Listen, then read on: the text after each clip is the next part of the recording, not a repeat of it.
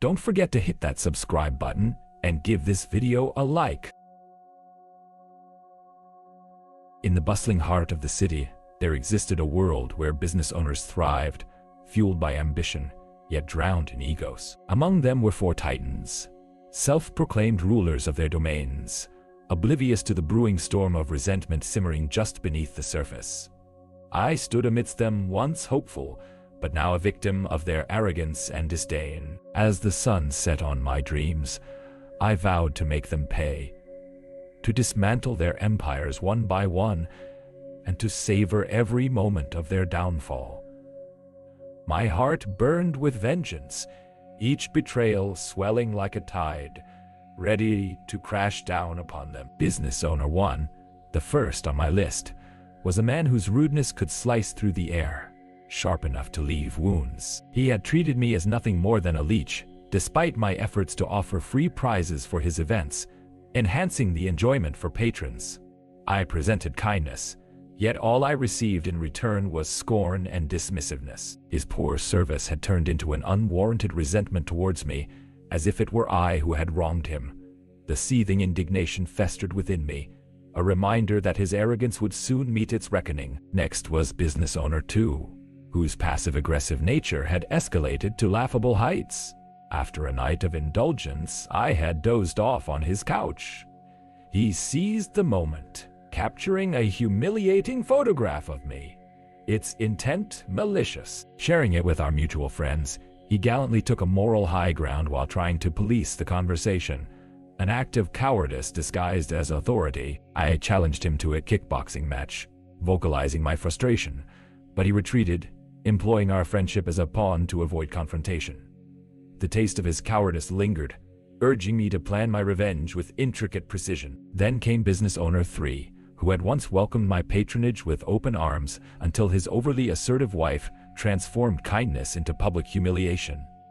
I had sought nothing but conversation, yet her fury rained down upon me without reason. She accused me of stalking her cashier, a ludicrous claim that stood in stark contrast to the years of loyalty I had shown their business. This was not a minor setback. It was a calculated attack on my dignity. Years later, fate intertwined our paths again, igniting a fire of vengeance within me as I attempted to reach out, only to be met with hissed insults and cold disregard. The betrayal was complete, and their act of defiance would not go unpunished. Finally, there was business owner 4, a man who, with the gavel of his privilege, wielded discriminatory practices under the guise of corporate purity. My background had drawn his ire, leading to a swift dismissal that manifested from his own deep-seated insecurities. I had attempted to voice my concerns over the HR misconduct with the grace of a gentleman, yet his reaction was ferocious.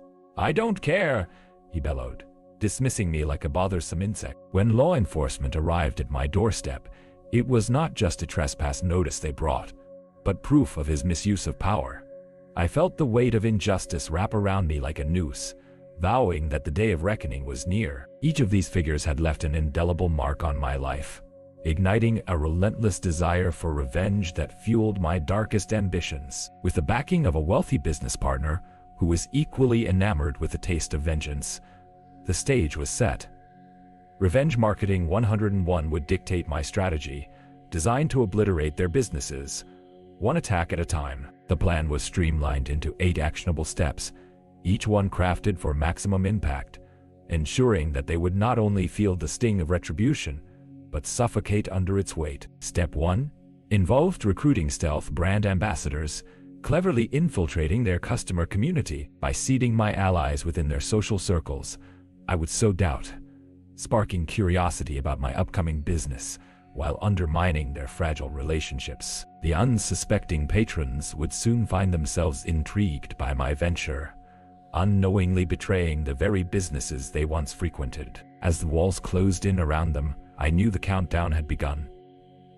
Step 2 was a pivotal soft opening, a tactical launch designed to buffer my ratings and establish a reputation under the radar. I envisioned free giveaways, social media promotions, and countless reviews pouring in, distracting from their blunders. As I reeled in the community, their empires would tremble, unprepared for the onslaught of patrons drawn to my innovative offerings.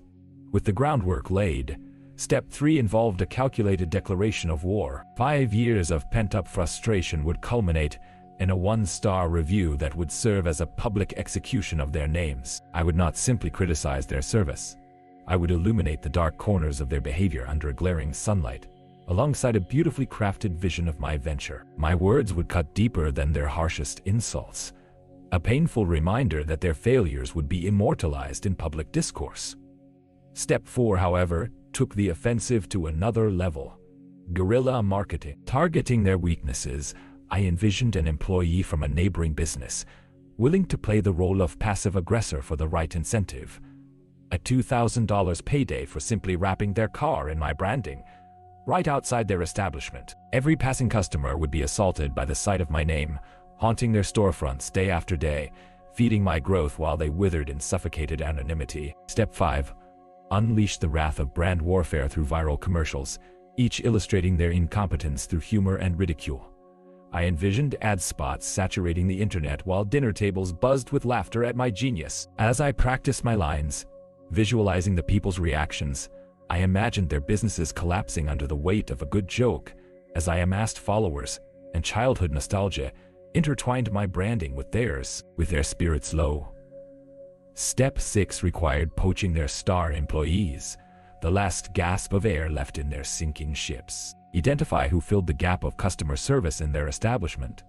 A smooth talker, perhaps they would become my accomplice in this grand scheme. Handing out perks alongside an attractive paycheck, I would guide them toward my promising future, quietly dismantling their foundation in the process.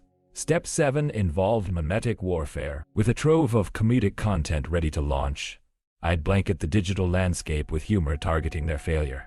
And over time, I'd foster a relationship with my audience where engagement remained constant. A potent blend of nostalgia and humor would form a fortress around my budding reputation, one they could not hope to breach as I trained my followers to look forward to buzzing online as their crumbling respect eroded into nothing. Step 8 entailed crafting organic clients to ensure sustainable growth.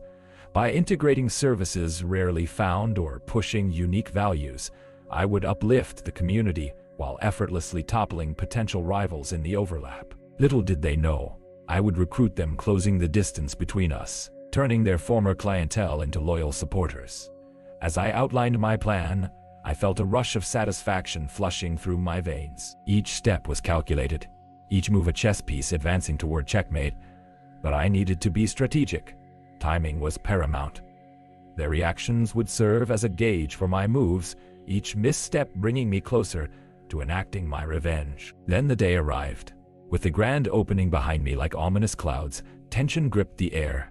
I put my plan into motion, calling my brand ambassadors to the front lines. They spread across city blocks like invisible streams, quietly deployed in their designated markets.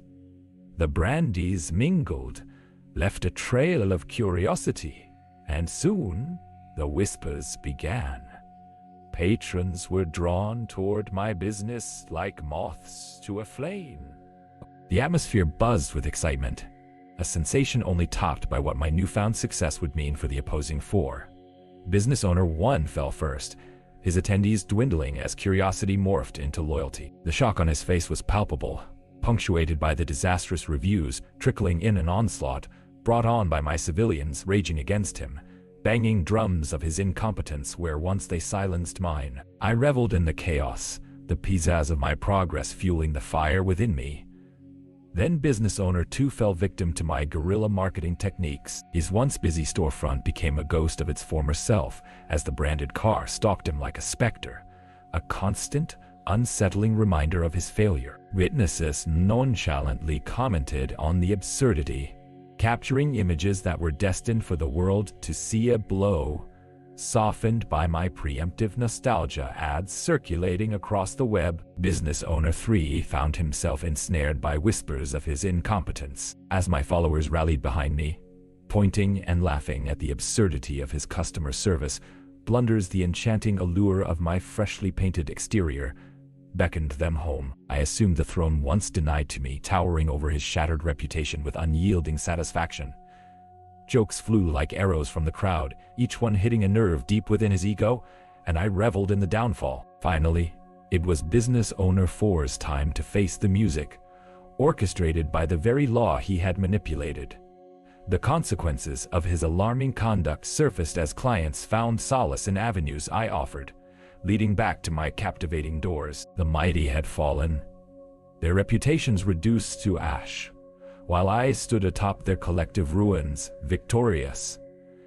As the curtain came down on their careers, the last lines of drama echoed in my ears. I turned toward the camera, a satisfied smirk dancing upon my lips.